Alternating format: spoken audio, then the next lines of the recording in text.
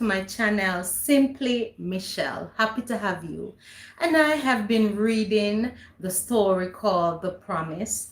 And we have been trying something, doing it a little differently from last week, where we have a Saturday reading live. So I will not be able to communicate with you while reading the story as you come in. So yeah, reading story by moi, called The Promise, of course. So sit back and listen, and after which you can comment. Thank you. Chapters across the silence. Ben sat at his desk, a fresh sheet of paper in front of him.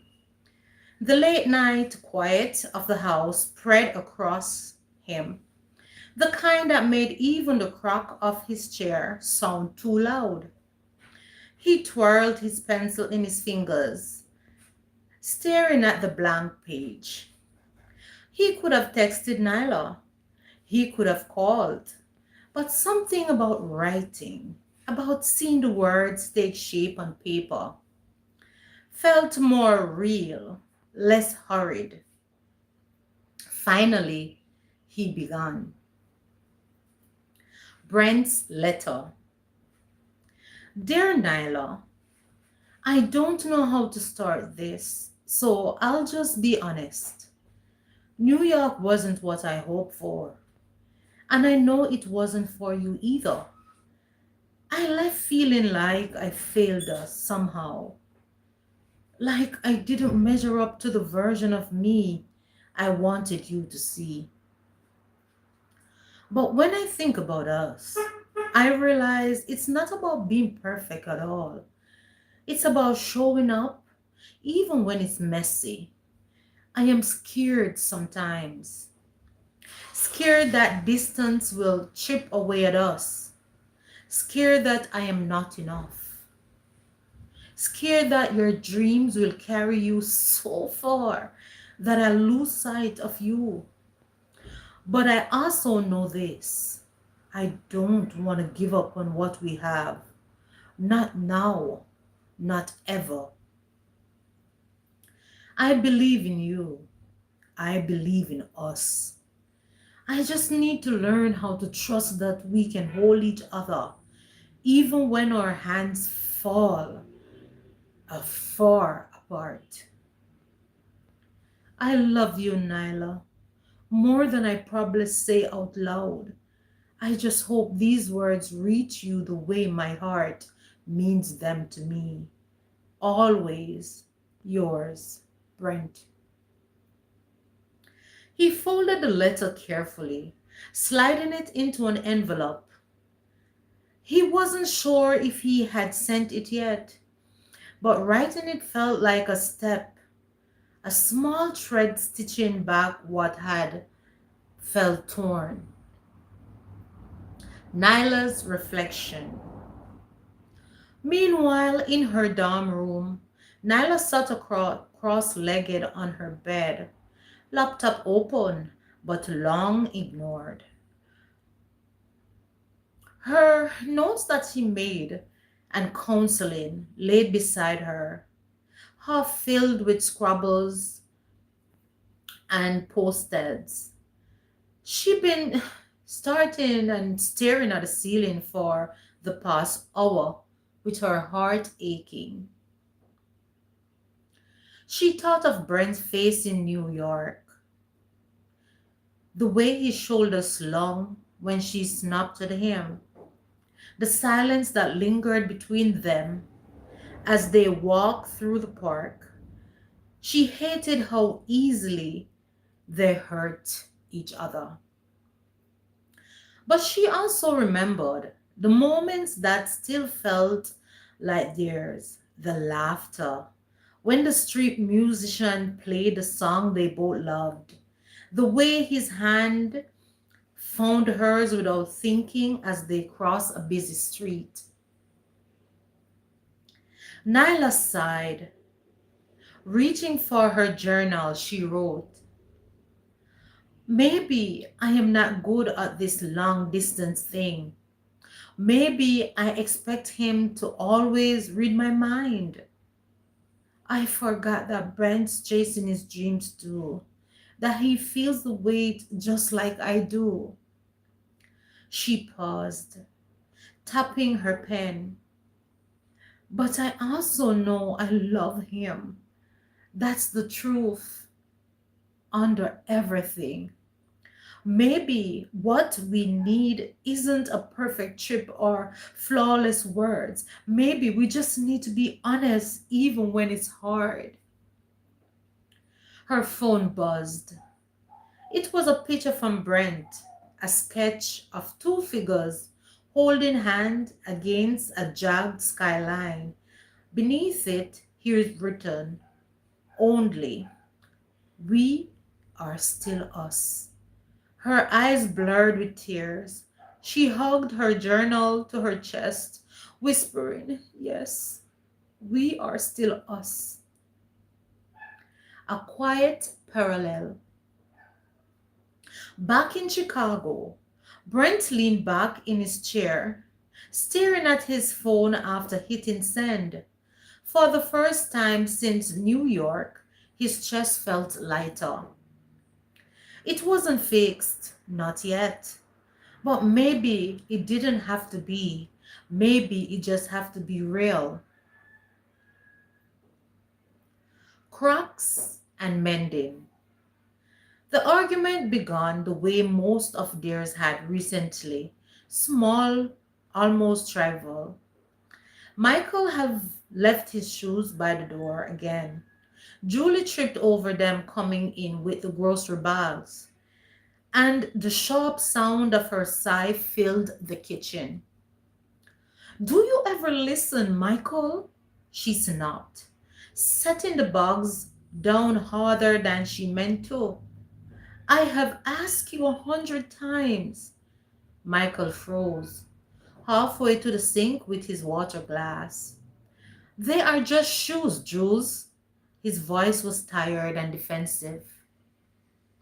No, it's not just shoes. Julie spun to face him, her eyes flashing with a frustration she'd been holding it in. It's everything. It's like you don't see me, like you're not really here. That hit deeper than realized. Michael jaws tightened, his glass clinging against the counter as he sat it down. Not here, Julie. I have been bending myself inside out, trying to keep up with work, with bills, with this picture perfect family everyone expects us to have. And you want me to tell you I am not here?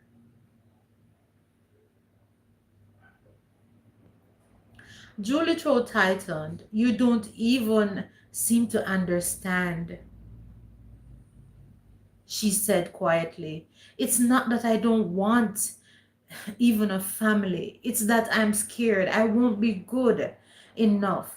Are we going over this again? Really, Julie? Are we going down this road again? Aren't you tired of us arguing about the same old thing? I don't know about you, but I'm exhausted. I'm depleted of the same old conversation, the same old argument. When will you be truly honest and tell me what is really the underlying issue? What is it that is bugging you, woman? You need to let me know because, frankly, I'm just tired, said Michael and left the room. A quiet talk in the garden. Nyla arrived at the Allens at their home on a warm Sunday afternoon. Her steps hesitant as she walked up the path. Brent had texted earlier, saying he'd be late from the studio. That gave her a window she hadn't planned on, but maybe it was what she needed.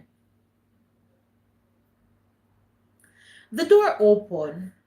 Before she knocked twice, Tessa greeted her with her usual warmth, her eyes crinkling at the corners. Nyla, sweetheart, come on in. Brent's running behind, but you know you're always welcome. Nyla smiled politely, but her heart was pounding. Thank you, Mrs. Allen. Please, Tessa said, touching her shoulder gently. Call me Tessa. Why so formal? You're like family. They sat together in the garden where soft petals of the late blooming roses swayed in the breeze. Tessa poured iced tea into tall glasses, sliding one towards Nyla. For a while, they spoke about safe things, school, the weather, little updates about the family, but eventually the silence stretched. Nyla twisted the glass between her palms, then took a deep breath. She felt a little awkward. Tessa, she began, her voice slow. Can I ask you something? Asked Nyla. About? About Brent and me. Tessa nodded, her expression open and inviting. Nyla's worries. I love him, Nyla confessed, her throat tightening. But sometimes it feels like we are on two different trains going in the opposite direction. He has his art, and I have my counseling degree. We are both so busy working on our career or dreams.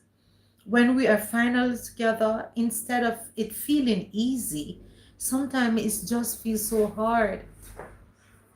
She blinked back the sting in her eyes. We have a rough time in New York. I keep wondering if it means we are not strong enough to be together. Tessa reached over, resting her hand gently over Nyla's. Sweetheart, do you know what I thought when I first met Brent? I thought, here's a boy who wants to be loved, but he's afraid he doesn't deserve it. He have been through a lot. Nyla's eyes widened, her breath catching. He's grown so much since then, Tessa continued softly. But sometimes that's the fear that still whisper to him. That's what you're running into, Nyla. It's not that he doesn't love you enough. It's that he wonders if he is enough for you. Nyla's throat closed, the words hitting deep. Wisdom passed down. Love isn't about never feeling distance, Tessa said. It's about choosing to close it again and again. It's about choosing to really close it again and again. You and Brent are young, yes, but you are learning what it means to hold on to each other while chasing your dreams. That isn't easy for anyone, much less two young adolescents.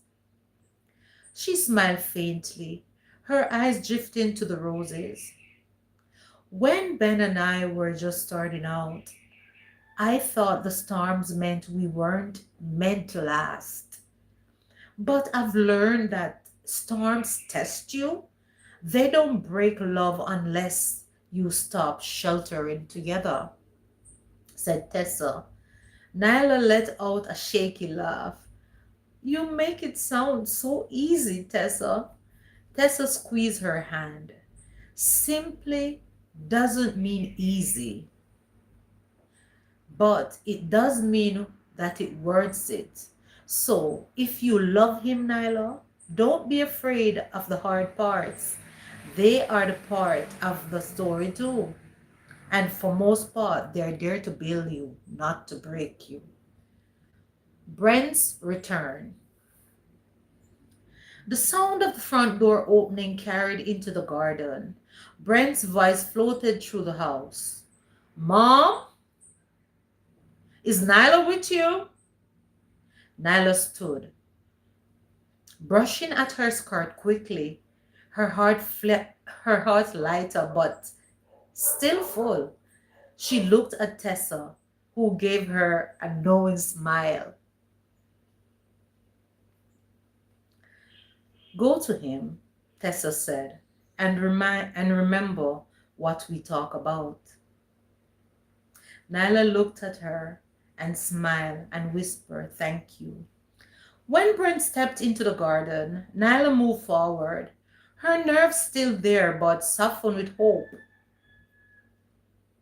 He looked at her cautiously, as if searching for where they stood. She reached for his hand first. "We need to talk," she said softly. Brent's brow furrowed, but then he nodded. "Yeah, we do." As their fingers laced together, Nyla felt steadier. Maybe the road ahead wasn't easy, but it was theirs, and she wasn't walking it alone. Turning toward each other. The house was quiet except for the steady hum of the refrigerator. Julie curled on the couch, a blanket wrapped around her shoulders, even though it wasn't cold. The silence between her and Michael had stretched thin over the past few days. Too many words left unsaid, too many glances that didn't linger. Michael came in from the kitchen, a mug of tea in his hands. He hesitated, then set it gently on the counter on the coffee table in front of her. "You haven't eaten much today," he said softly. Julie's eyes flickered up to his, tired but searching. "I haven't felt like it." He sat beside her, careful not to crowd her, and for a moment they just breathed into the same space.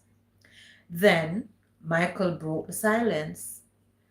"I don't like the way we have been with each other lately," he admitted. "I keep pulling back and I know it hurts you. Truth is, I have been scared, Julie. Scared of messing up and scared of becoming a dad before I feel I'm ready. I thought if I stayed quiet, the fear would go away. But it didn't. It only pushed you away." Julie throat tightened. "I know. I felt it and it made me feel like I wasn't enough. Like maybe you didn't see a future with me anymore at all." She blinked back tears. "I think I let jealousy get the better of me too.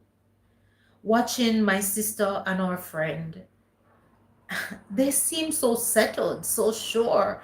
And I kept thinking, why not us? Why not me?" Michael reached for her hand, hesitantly at first, then with firmer conviction when she didn't pull away. "Jules, I do see a future with you. You are my home. I just need time to grow into that future, to trust myself in it.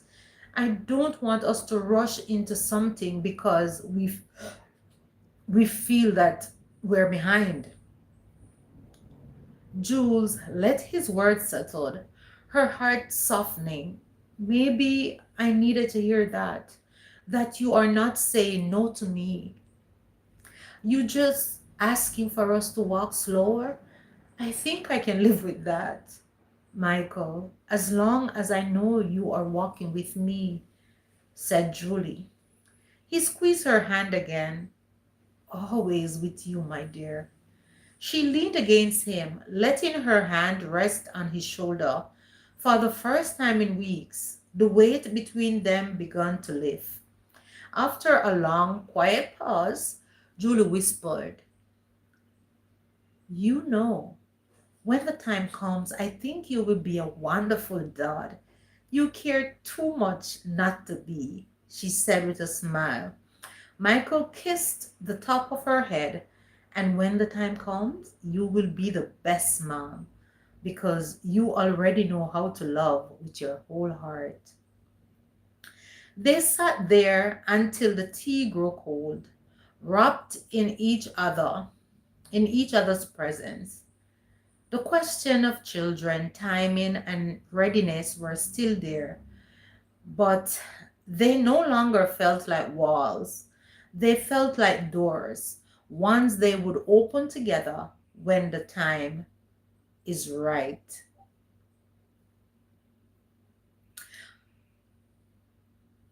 And Michael took her in his arms and hugged her tightly and whispered, "You know what? How about we try?" And guys, we will stop here for today with the story. And yes, you have been listening, and thank you all for being here. Appreciate each and every one of you. Thank you, Joseph. Thank you for being here, for staying. Thank you for the thumbs up.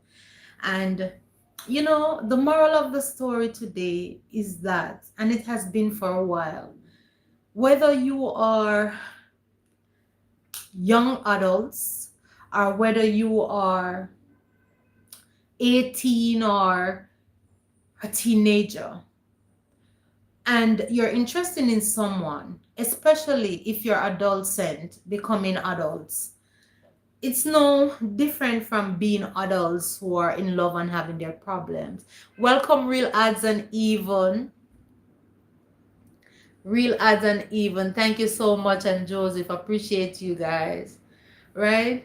It doesn't matter. There's struggles in relationship once there is emotion involved, true heartfelt feelings, you know, you will be tested and you will be tried. But you just have to know that it's worth the effort. And at times, you have to notice and see if it's worth even your energy. And as so far, I've been showing the struggles between the young adolescents, Nyla and Brent, and the adults, Michael and Julie, is they're having similar struggles, maybe different situation, but it's similar problem. And if you notice how the two couples are dealing with it, it's similar. Yes, Brent and Nyla are stretched because of their career and the distance that they have to be apart from each other. Even though Michael and Julie, they are living together, husband and wife, they are still having struggles with parenthood. How fast are they growing or how slow they seem to be lagging behind, and it is playing out in similar ways. Yeah, so the moral of the story is to be patient with each other, and the pace that you are in your relationship is to take time and to learn. As it is said that steady does it, steady do it. And yeah, once you know that he is the one, she's the one, sit in your relationship. Don't even bother to look over on your friends, neighbors, whatever. Everybody have their struggles and everybody have their race to run. So yeah, just embrace what your situation is and deal with it from that angle. And just don't forget to appreciate each other, to let each other know that, look, it's not about being perfect, as messy as it may be. We love and we care for each other, reassure each other that we can make it, and we are going to make it as long as we hold on to each other, stick to each other, and take each hurdle as it comes. So for me, that's the moral of the story today, is to stick and to stay with each other and run your own race.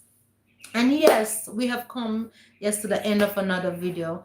And like I always say, Philippians 4 verse 13, I can do all things through Christ which strengtheneth me. So whatever you find today, do it to the best of your ability. And yes, I don't know if you guys that are here, if you have anything to share about the story that, yes, you have just heard.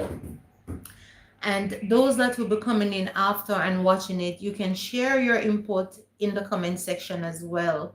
Because at some time or the other, we all have been in relationship. We are in relationship. Some of us are in marriage. Some of us are in committed relationship, but we have not gone down the aisle yet. You do not have to go down the aisle for your relationship to be a relationship. You just have to be in communication with someone, or whether it's intimate or it's just plain.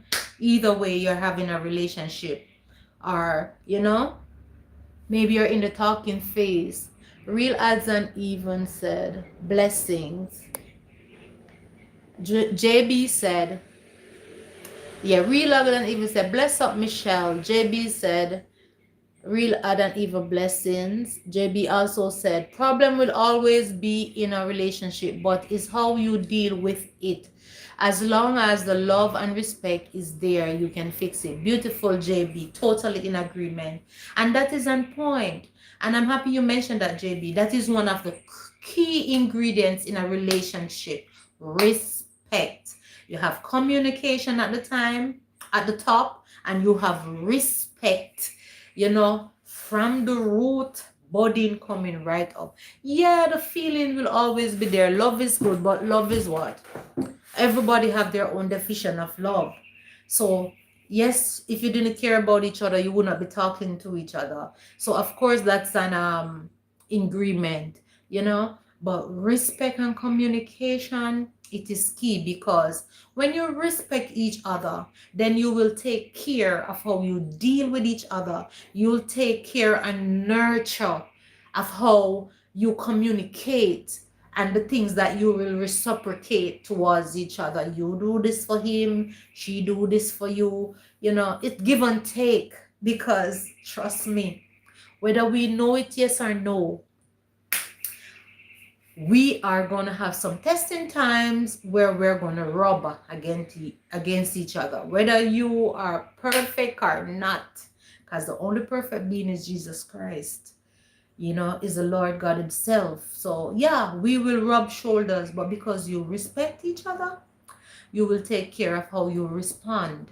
And from we were in kindergarten coming up to adulthood, we heard that we heard and we've been hearing, a soft answer turneth away wrath.